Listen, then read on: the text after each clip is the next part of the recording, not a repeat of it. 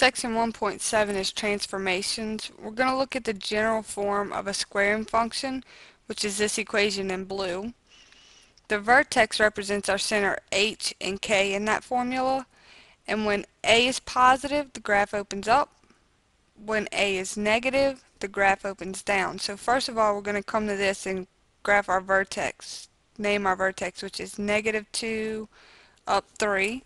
So our vertex is the ordered pair -2, 3. It represents our values h and k. When I take these h and k values and I substitute them into this formula up here, I'm going to have y equals, a is positive since it opens up, so I just leave positive, x minus, and then my h is a -2 squared plus, and my k is a 3. Now I want to clean this up and add my inverse there, so I get x plus 2 squared plus 3, and I'm going to put y equals in front of that. Y equals x plus 2 squared plus 3. My second equation, I name my vertex, which is right here. It's the ordered pair 1, 0, which is my h and my k. And then I want to plug that h and k into my general formula up here. So I'm going to say y equals,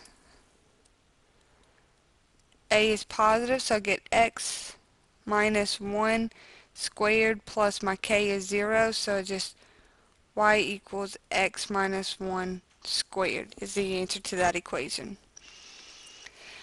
Problem number 3, I see that this opens down, so I know my a value is negative, so I keep that in mind when I'm substituting these in. But first I'm going to find my vertex, which is go 1, 2, 3, to the right 4, and up 2. So it's the ordered pair 4, 2. Now I'm going to substitute that h and that k into my formula and get y equals, it's negative, my a value is negative because the graph is pointing down, x minus h squared plus k. And that's all I can do on that one, so it's simplified. On this next page they ask us, describe how the graph of the function is shifted from the basic graph. So we want to look at this graph and we're going to compare this one to each of these to describe the shifts that's going on. This y equals x squared is this one. So we're going to first look at y equals x minus 1 squared. If we look right here, x minus 1 inside the parentheses, I look and I say, how did it shift? It shifted to the right 1. So I'm going to say the shift is the graph moved to the right 1. And I see that in this situation. Okay, in the second one, when I look at this value inside the parenthesis, I see it shifted to the left 1 because I'm doing the opposite of it. And I look at my picture, my graph, and it went to the left 1. Likewise, I'm thinking this one's going to be shifting to the right 3 because it's opposite of that. Now come and look at my graph and it's 1, 2, 3. It shifted to the right 3. It's opposite of the inside values because you see it's x minus h, so it's the opposite. And our rule just says inside the parentheses, a positive moves you to the left, a negative moves you to the right. Now we describe how the graph of this function shifts according to the k value. This time I'm going to look at the k value, which means the k is the one that is outside of the parentheses.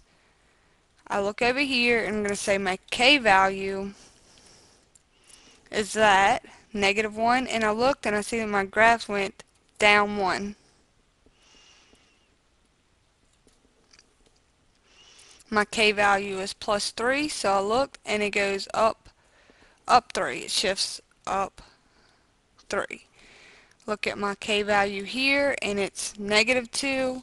I checked my graph and it shifted down 2. So this one's very easy to tell. Outside of your parentheses, the k value, if you get positive you move up, if you get negative you move down.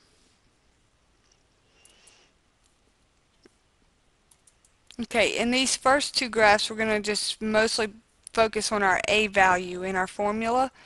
So, right here, in our formula, our A value, and all it tells us is if the graph opens up or if the graph opens down. If it's positive, and our A value, which is right here in front of the X, which is a known positive, it opens up. In the next one, if the A value, which is that negative right there, it shows you that it opens down. That's all the A value tells us, whether the graph opens up or down. So I look at this next one, I'm going to say opens down.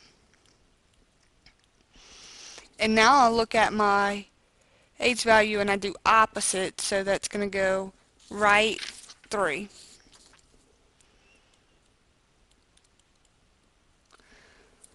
Okay, in my next equation, this tells me that it opens down. That tells me that it opens down, that negative sign. And this value tells me that it goes opposite, so it's going to go to the left 4. So our A value pretty much just tells us whether or not it opens up or down. On this last problem, we're asked to describe how the graph of the function can be obtained from the basic graph. So if I took my basic graph and I looked just at the equations with no graphs to go with it, can I tell what's going on? First, I'm going to start by writing my formula. Y equals ax minus h squared plus k. And when I look at this, this one's outside parentheses, and I look at that, it's just going to tell me to go down 5. Inside parentheses, I do the opposite of that, and this tells me left or right, so I go to the left 5. Inside parentheses says go left 5, and this negative tells me my graph opens down, which is also known as a reflection.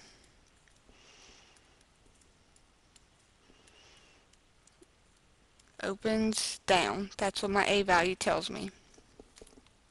And the next inside parentheses tells me to go left 5, and then outside of parentheses tells me to go down 1. Inside parentheses says do the opposite, so go right 5. And this one says go down 1. And my last one says inside parentheses do opposite, so I'm going to go to the right 5. And this says to go up 1. Up 1. Now, if I wanted to look at that, what's the only thing that it changes if I was to add a negative in front of that? If I added a negative in front of that, it would also mean it's a reflection, and it would open down. That's if they had a negative sign right there, okay? But it doesn't, so I just wanted to call your attention to a reflection. And that should be it. Look at your transformation and how things shift. We focused on this squaring function and the vertex HK.